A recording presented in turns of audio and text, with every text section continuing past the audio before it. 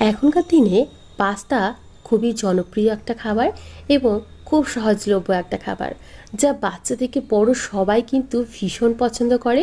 আর এটা বানানোও হয়ে যায় ভীষণই চটজলদি। বাড়িতে থাকা উপকরণ দিয়ে ঝটপট তৈরি করে ফেলতে পারবেন এই ডিম পাস্তা। তো ভিডিওটি শুরু থেকে শেষ পর্যন্ত দেখার অনুরোধ রইল। আমি সীমা, আপনারা দেখছেন টেস্টি ফুড উইথ সীমা। তো প্রথমে আমাদেরকে পাস্তাটা বয়েল করে নিতে হবে। আমি এখানে বেশ কিছুটা জল নিয়ে নিয়েছি, তার মধ্যে দিয়ে দিলাম পরিমাণ মতো লবণ। অবশ্যই লবণটা ব্যবহার করবেন। তারপর এখানে দিয়ে দিচ্ছি 2 বাটি পরিমাণে প্লেন পাস্তা। আপনারা যে কোনো পাস্তা ব্যবহার করতে পারেন। পাস্তাটা যাতে একে অপরের গায়ে চিপকে না যায় সেজন্য এখানে দিয়ে দিলাম 2 চামচ পরিমাণে সাদা তেল। সাদা তেল দিলে পাস্তাটা একদম ঝরঝরে তৈরি হয়। এখন পাস্তাটাকে খুব ভালোভাবে এভাবে নাড়াচাড়া করে নেব এবং সেদ্ধ করে নেব। দেখুন পাস্তাটা আমাদের সেদ্ধ হয়ে গেছে। অতিরিক্ত সেদ্ধ করে ফেলবেন না, 80% মতো এই পাস্তাটাকে বয়েল করে নিতে হবে। দেখুন আমাদের পাস্তাটা খুব সুন্দরভাবে সেদ্ধ হয়ে গেছে। এখন এভাবে একটা ছাঁকনির সাহায্যে আমি পাস্তাটাকে তুলে রেখে দিচ্ছি, যাতে পাস্তার সমস্ত জলটা ঝরে যায়। আপনারা এভাবে একটা স্ট্রেনারের মধ্যেও কিন্তু সমস্ত পাস্তাটা ঢেলে নিতে পারেন। তো আমাদের পাস্তা একদম তৈরি। এখন এভাবেই রেখে দিচ্ছি। এখন একটা প্যানের মধ্যে নিয়ে নিচ্ছি সামান্য পরিমাণে তেল, এই 1 চামচের মতো। তার মধ্যে 2টো ডিম ফাটিয়ে দিয়ে দিলাম। সামান্য পরিমাণে লবণ দিয়ে দিচ্ছি। আচ্ছা, ডিমের পরিমাণটা আপনারা নিজেদের অনুযায়ী এখানে বাড়িয়ে বা কমিয়ে নিতে পারবেন। আমি এখানে 2টো ব্যবহার করলাম, তবে আপনারা চাইলে এখানে 3টে 4টে যেমন খুশি ডিম আপনারা ব্যবহার করে নিতে পারবেন। তো ডিমটাকে দেখুন একদম গুঁড়ো গুঁড়ো করে ভাজা করে নিয়েছি। আপনারা নিজেদের পছন্দ অনুযায়ী এখানে ডিমটাকে ভেজে নেবেন। ডিমটাকে তুলে রেখে ওই একই প্যানের মধ্যেই দিয়ে দিলাম আরও 3 চামচ পরিমাণে তেল। আমি এখানে অল্প একটু সর্ষের তেল এবং সাদা তেল ব্যবহার করেছি। আপনারা নিজেদের ইচ্ছে মতো যে কোনো তেল ব্যবহার করতে পারবেন। দিয়ে দিলাম 1 চামচ পরিমাণে রসুন কুচি, দিয়ে দিচ্ছি 1 চামচ পরিমাণে আদা কুচি। আদা রসুনটাকে একদম মিহি গ্রেট করেও দিয়ে দিতে পারবেন। এখন আদা রসুনটাকে খুব ভালোভাবে অল্প একটু সময় ধরে ভেজে নিচ্ছি। অল্প একটু সময় ধরে আদা রসুনটাকে ভেজে নেওয়ার পর এখানে দিয়ে দিচ্ছি একটা বড় সাইজের পেঁয়াজ কুচোনো। আমি এখানে একটা বড় সাইজের পেঁয়াজকে ঠিক এভাবে কুচো করে নিয়েছি। এখন এই পেঁয়াজটাকে অল্প একটু সময় ধরে ভেজে নিতে হবে।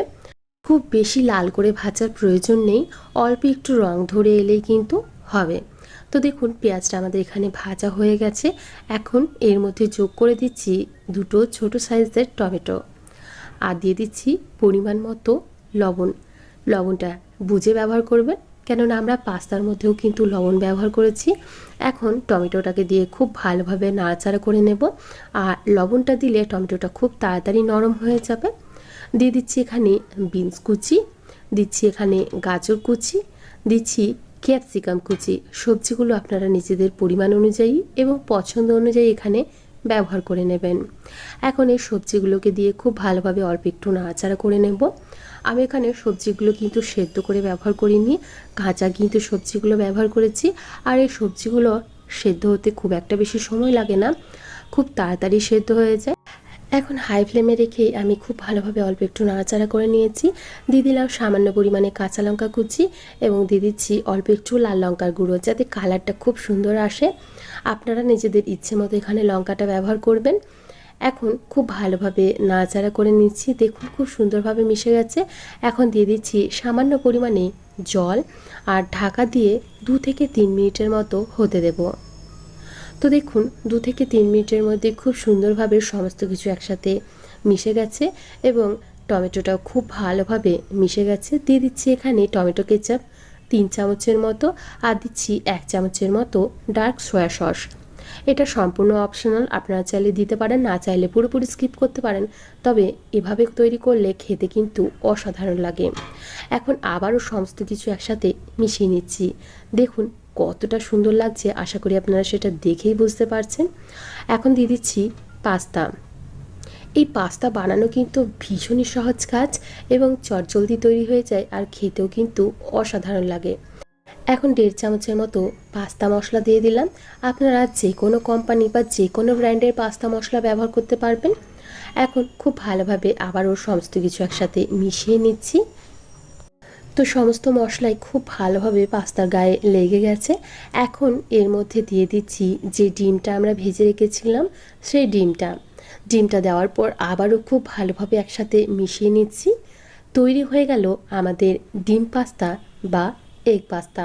তো দেখলেন তো বানানো কতটা সহজ, আর খেতেও হয় কিন্তু দুর্দান্ত স্বাদের।